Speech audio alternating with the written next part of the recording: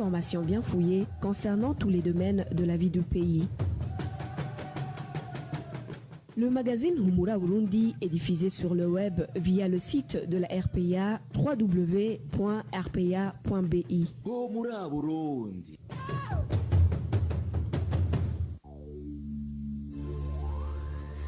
À la présentation, Nadège Irakoze. Nous sommes vendredi 21 août 2020. Bienvenue à toutes et à tous dans le journal du magazine Humura Burundi dont voici les principaux titres. Plus de 3500 militaires burundais en mission de maintien de la paix en Somalie n'ont pas perçu leur salaire depuis 8 mois. Dans ce journal, vous allez le suivre. À 2 semaines de la prochaine rentrée scolaire, les enseignants dénoncent le silence absolu du ministère de l'Éducation par rapport aux problèmes qui gangrènent ce secteur. Les Burundais réfugiés au camp de Lusenda en République démocratique du Congo viennent de passer plus de 4 mois sans être approvisionnés en vivres. Ils demandent au gouvernement de ce pays ainsi qu'au HCR de résoudre leurs problèmes. Voilà pour le sommaire. Vous suivez ce magazine. Fabrice Ndimurukundo est à la cabine de son. Inès Gakiza assure la prise d'image. Tout de suite, le développement de ces titres. Bonsoir, débutons ce journal par la page sécurité. Un homme a été arrêté ce vendredi matin en possession d'une tête décapitée d'une personne en commune Nega de la province Kirundo. La victime est un enfant porté disparu depuis le 9 de ce mois d'août. La famille de cet homme a avoué à la police qu'il est de nature cannibale. Nous allons revenir sur cet élément sonore. En page droits de l'homme, la société civile burundaise régionale et internationale plaide pour le renouvellement du mandat de la commission onusienne d'enquête sur le Burundi.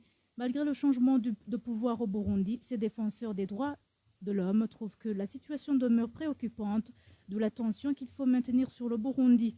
Nicolas Agostini, le représentant de l'organisation Defenders, devant l'ONU, s'est exprimé au nom de toute cette équipe qui fait la plaidoirie.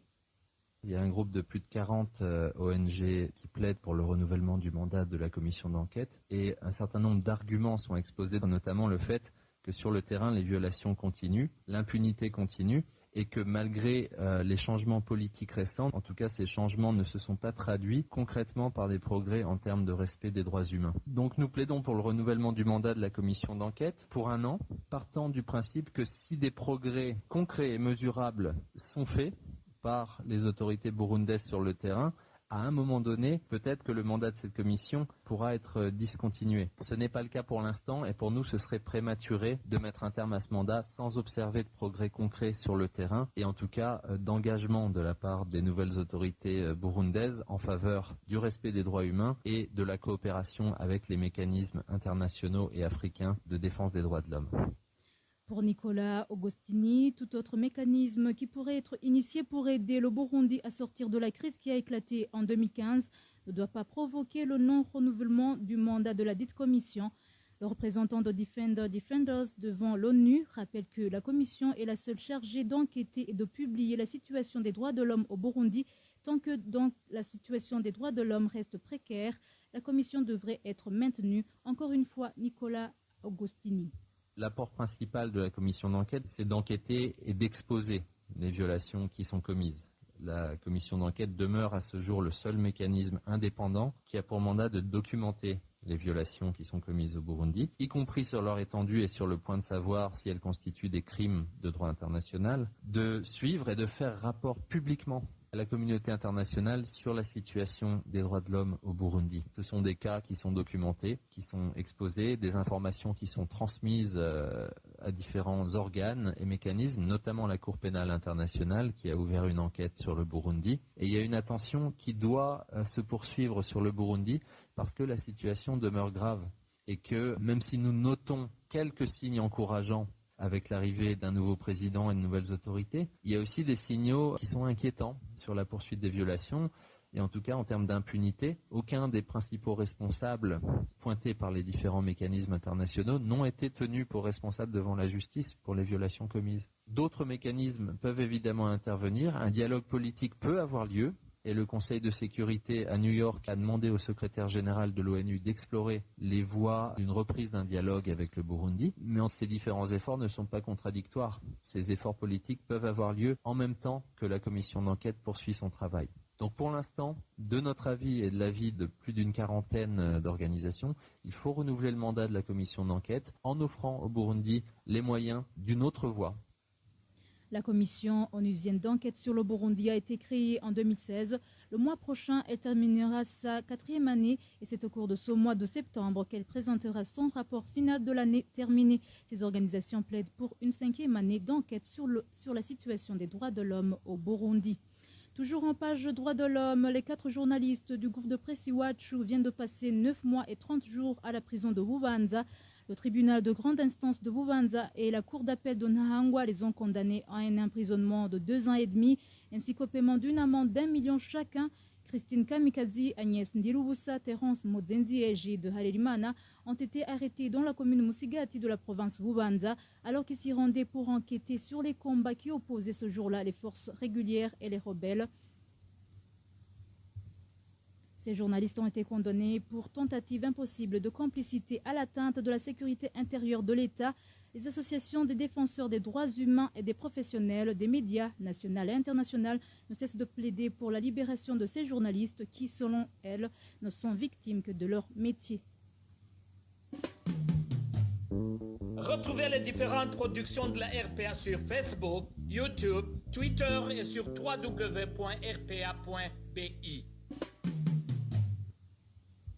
À présent, page gouvernance, bientôt 8 mois sans percevoir leur salaire. Il s'agit des militaires burundais en mission de maintien de la paix en Somalie. Ils demandent aux responsables des finances au sein de la MISOM de les rétablir dans leurs droits afin qu'ils puissent subvenir aux besoins de leurs familles, surtout que la rentrée scolaire approche. Le point avec Nossa Valentin Singirangabo. Ces militaires burundais en mission de maintien de la paix en Somalie, à MISOM, sont au nombre de 3689. Ils réclament des arriérés de solde de 8 mois. Notre source parmi ces militaires affirme qu'ils n'ont jamais été rémunérés depuis le début de l'an 2020.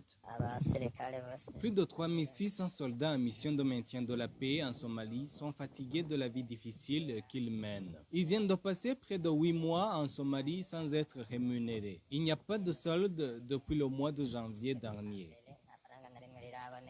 Ces militaires burundais en mission de maintien de la paix en Somalie sont furieux. Par ailleurs, ils ont appris que l'Union africaine a débloqué le solde de 4 mois, mais ils n'ont jamais été payés. Nous avons appris que l'Union africaine a versé au gouvernement burundais des arriérés de la solde de 4 mois. Mais les soldes ne sont pas parvenus sur le compte bancaire des soldats. Tous les militaires sont très fâchés et désespérés. Contacté à ce propos, lieutenant-colonel Richard Omwega, porte-parole de la MISOM, a promis de s'exprimer sur ce sujet lundi prochain. Merci Nossa Valentin Singirangabo. Toujours en page gouvernance, le détournement de l'argent destiné à la ration alimentaire des militaires peut être à l'origine d'une situation dangereuse, imprévisible, surtout que ces derniers ont en leur possession des armes à feu. Propos du président de l'OLUCOM après que les militaires du 112e bataillon d'infanterie du camp de Chibitoke aient dénoncé le détournement de fonds alloués à l'amélioration de leur ration, un détournement opéré par leur commandant bataillon, le lieutenant-colonel Ildefonse Baragnikwa. Gabriel Fili demande à cet effet aux différentes autorités, notamment militaires, de suivre de près cette question et rétablir ces militaires dans leurs droits. Suivez Gabriel Fili. L'OLUCOM a déjà entendu ce genre de dénonciation. Comme vous le savez, les militaires ne peuvent pas faire des dénonciations aux autorités hiérarchiques. C'est la raison pour laquelle, dans la plupart des cas, les militaires se confient aux médias, aux organisations de la société civile pour avancer les doléances. Voilà pourquoi l'OLUCOM saisit cette occasion pour demander d'abord du cas militaire de Chibitoke de tout faire pour que ces militaires rentrent dans leurs droits. En deuxième lieu, nous demandons aux services d'inspection de l'état-major et du cabinet du ministère de la Défense de tout faire pour vérifier la véracité de ces doléances, de ces plaintes des militaires. En troisième lieu, il y a d'autres institutions comme l'inspection générale de l'État, la Cour des comptes, le bureau de l'Ombudsman et la Commission nationale indépendante des droits de l'homme. Toutes ces institutions font qu'ils fassent tout pour que ces militaires rentrent dans leurs droits. Voilà pourquoi l'OLICOM ne parvient pas à comprendre les raisons qui poussent le commandant du camp Chibitoki de ne pas agir pour satisfaire les besoins de ces militaires. Vous le savez, les personnes qui détiennent des armes à feu, souvent quand ils sont fâchés, il y a plusieurs choses qui peuvent se dérouler. C'était Gabriel Rufsiri, président de l'OLUCOM. En page éducation, aucune solution n'a été apportée aux défis auxquels fait face le système éducatif burundais, déplorent les éducateurs à travers l'article du journal La Voix de l'enseignant à 2 semaines de la rentrée scolaire. Les enseignants dénoncent le silence absolu du ministère de l'Éducation par rapport aux problèmes qui minent ce secteur. Le point avec Walter Quizera. L'effectif élevé dans une même classe, le manque d'enseignants, le manque du matériel didactique et le manque de moyens financiers pour les écoles à régime d'internat sont les principaux défis auxquels fait face le système éducatif burundais selon le journal Voix de l'enseignant. Dans le même journal, les enseignants indiquent que le gouvernement devrait prendre au sérieux tous ces problèmes puis agir à travers le ministère de l'Éducation. Selon toujours le journal Voix de l'enseignant, le gouvernement et le ministère de l'Éducation n'ont malheureusement rien proposé comme solution à y apporter. Pourtant, parmi les principes du ministère de l'Éducation figure celui d'informer le peuple sur les mesures nécessaires pour résoudre les problèmes qui minent le système éducatif. Selon les enseignants, le gouvernement devrait organiser un large débat sur tous les problèmes qui hantent l'éducation nationale, surtout qu'il est clair que les différentes directions d'école dans le pays n'ont pas de moyens pour construire les salles de classe, renforcer les salles déjà pleines, ni les moyens d'acheter le matériel pédagogique. Pire encore, indique le journal Voix de l'enseignant, au moment où il ne reste que 2 semaines seulement pour la rentrée scolaire, les écoles à régime d'internat n'ont pas de moyens pour assurer la survie des élèves. Ici, les enseignants reviennent sur les dettes de ces écoles envers leurs fournisseurs. Par rapport au problème de manque d'enseignants, le journal Voix de l'enseignant cite les provinces les plus touchées, à savoir Bujumbura, Meri, Bururi et Mwaro. Certains en déduisent que le gouvernement a échoué dans sa politique de promouvoir l'éducation pour tous et les enseignants sont ainsi délaissés pour se débrouiller seuls dans ce domaine de l'éducation, ce qui entraîne plus tard le mauvais rendement, conclut le journal Voix de l'enseignant. Merci Walter Quizera. Toujours en page éducation, certains demandeurs, passation ce vendredi plutôt du test de recrutement des enseignants sur tout le territoire national. Certains demandeurs d'emploi de la commune Rumonge en province Chibitoke dénoncent le favoritisme du directeur communal de l'enseignement. Ils disent qu'il leur a refusé le droit de participer au test de recrutement des enseignants de l'école fondamentale. L'élément sonore n'est pas encore disponible. Nous allons encore y revenir.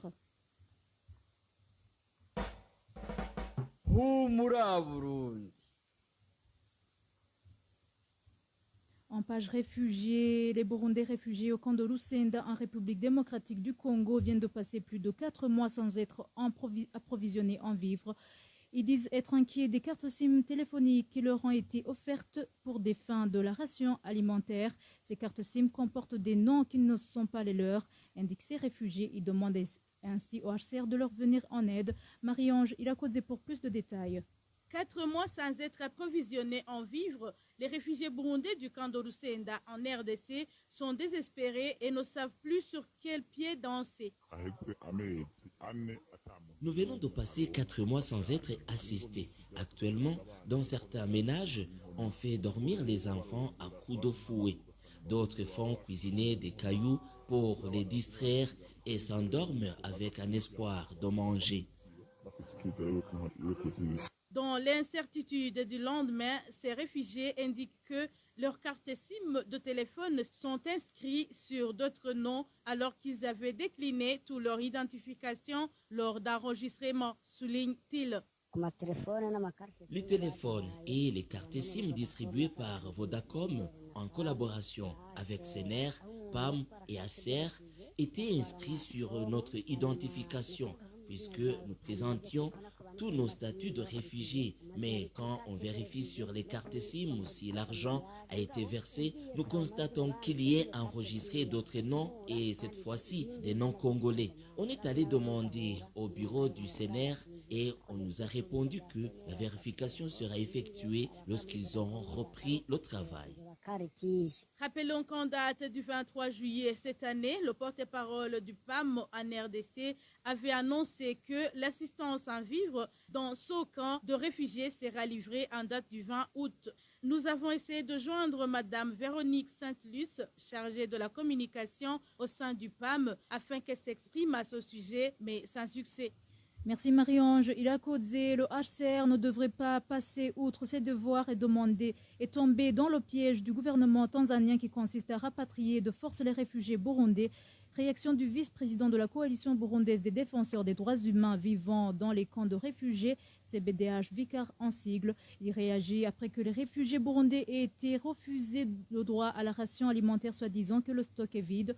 Une situation consécutive au propos du ministre de l'Intérieur tanzanien, comme quoi les réfugiés burundais en Tanzanie devraient impérativement rentrer chez eux. Suivez Leopold Charangabo, le vice-président de la coalition CBDH Vicar. Nous avons souvent montré que le gouvernement tanzanien a un rôle prépondérant dans le rapatriement forcé des réfugiés burundais. Donc, ces discours d'intimidation ont été souvent prononcés par les hautes autorités, en commençant par le président lui-même, son premier ministre, le ministre de l'Intérieur, sans oublier les représentants du gouvernement au niveau du camp. Ces discours sont souvent suivis par des actes de violation des réfugiés. Par exemple, des enlèvements, des emprisonnements arbitraires des réfugiés burundais se trouvant dans les camps de réfugiés.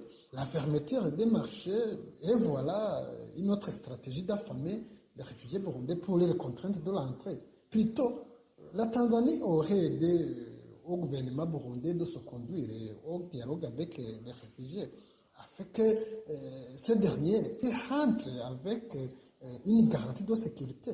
Sinon, ça sera impossible de les faire rentrer en passant par cette mauvaise stratégie de les affamer. Nous demandons au HCR tanzanien de ne pas continuer à tomber dans ce piège, plutôt que de jouer son rôle. La communauté internationale doit suivre de près ce qui se passe dans les camps de réfugiés, suivre de près ce comportement du gouvernement tanzanien. Et pour terminer cette page réfugiés, après avoir fui le Burundi, certaines filles n'ont pas poursuivi leurs études à leur arrivée à Nakival à cause du manque de moyens. Emile Nibasumba s'est entretenu avec l'une d'entre elles. Emile Nibasumba. Cette fille affirme qu'elle a fui le Burundi alors qu'elle était en 5e année primaire. Elle ajoute que dans le camp de Nakival, en Ouganda, elle vit avec sa mère parce que son père a été tué dans la crise de 2015 au Burundi. Arrivée dans le camp, je n'ai pas pu poursuivre mes études parce que ma mère n'avait pas de moyens. Ces moyens financiers ne sont toujours pas disponibles. C'est dangereux de rester ici sans occupation. J'ai déjà 16 ans. C'est compliqué dans le camp avec ces garçons qui vous courent après alors qu'ils ne peuvent pas résoudre vos problèmes. Cette fille demande aux âmes charitables de lui permettre de retourner à l'école. De nombreuses filles réfugiées à Nakival ont suspendu leurs études suite au manque de moyens financiers. Merci Emile Nibasumba. Revenons sur la page sécurité.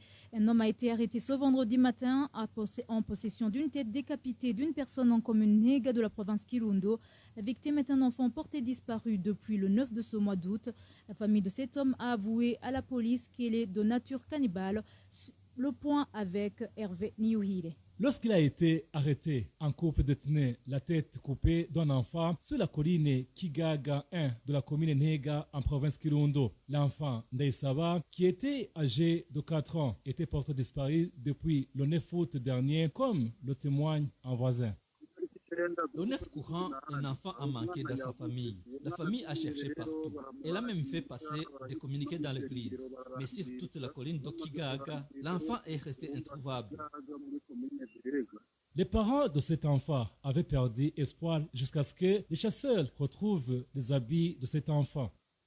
Alors que la famille avait perdu tout espoir de le retrouver, hier, des chasseurs qui s'étaient rendus dans la forêt sont tombés sur les habits et les chaussures que portait l'enfant le jour de sa disparition. Ils ont alors alerté la famille de l'enfant. C'est aujourd'hui alors qu'ils ont conduit la famille de l'enfant sur les lieux où ils ont retrouvé les habits. L'on a soupçonné quelqu'un et on est allé fouiller chez lui, mais le chef de famille n'était pas là.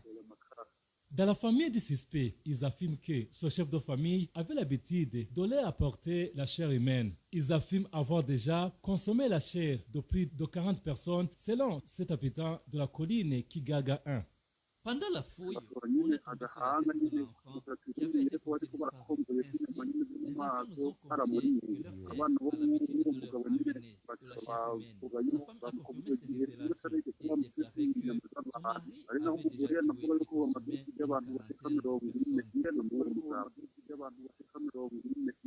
de personnes. Cet homme et sa femme qui sont accusés de tuer et consommer leur père sont pour le moment dans les mains de la police.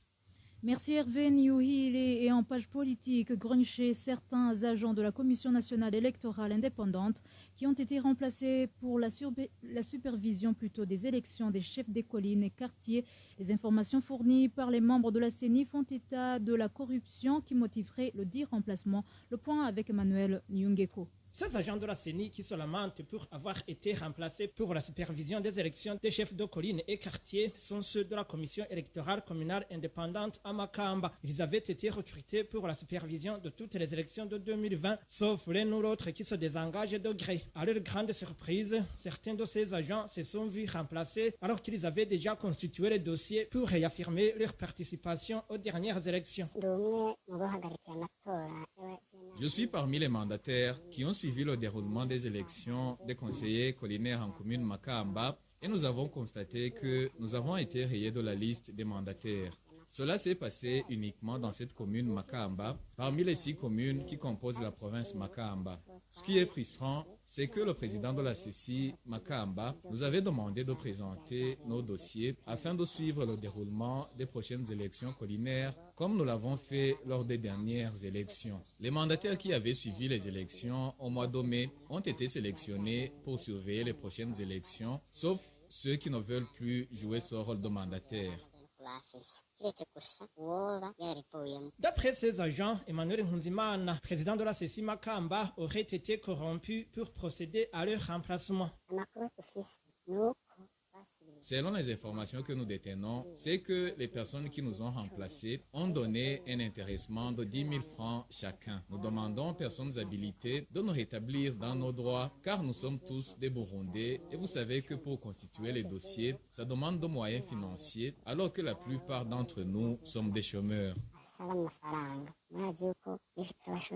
À ce propos, nous avons essayé de joindre Emmanuel Nkunzimana, le président de la CECI Makamba, mais sans succès. Les élections des chefs de colline et des chefs de quartier sont prévues lundi, le 24 août.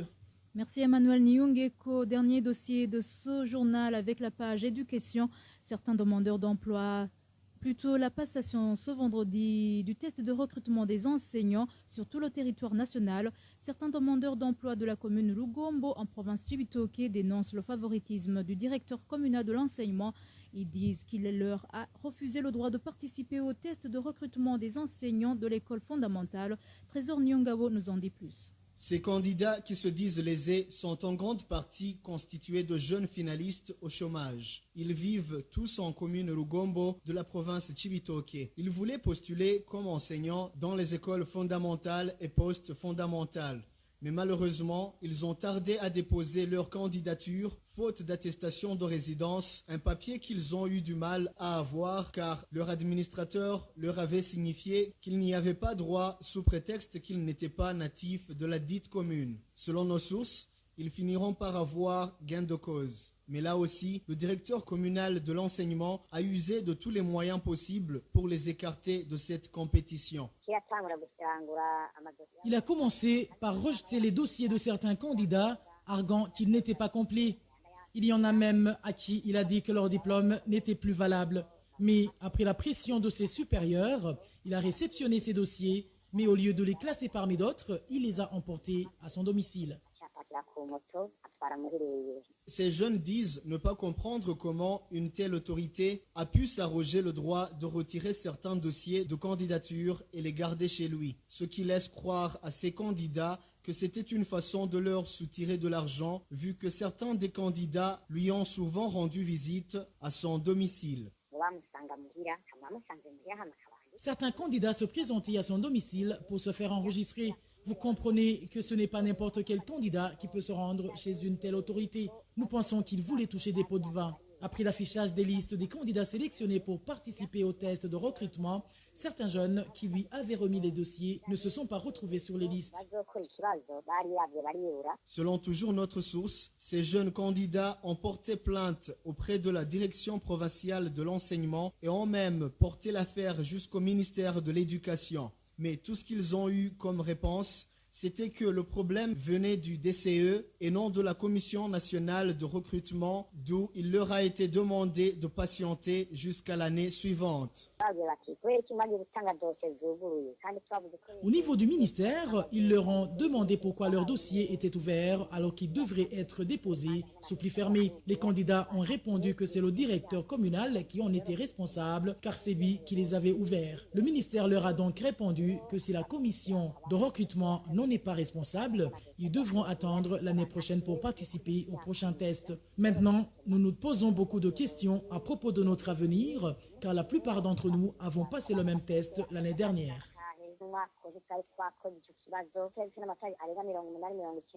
Révoltés, ces jeunes demandent aux personnes habilitées de sévir pour décourager ce genre de comportement. Rappelons que le test de recrutement des enseignants pour les écoles fondamentales et post-fondamentales s'est déroulé ce vendredi sur tout le territoire national sous la responsabilité du ministère de la fonction publique en collaboration avec le ministère de l'Éducation nationale. Des plus de 30 000 candidats, seules 1000 places sont à pourvoir.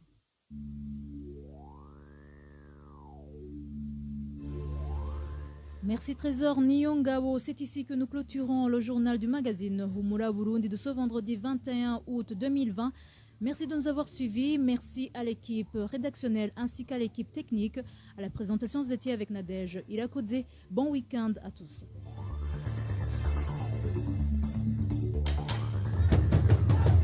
C'était le magazine Humura Burundi. Un magazine complet pour relier les Burundais en exil et ceux toujours au pays à travers une information de qualité.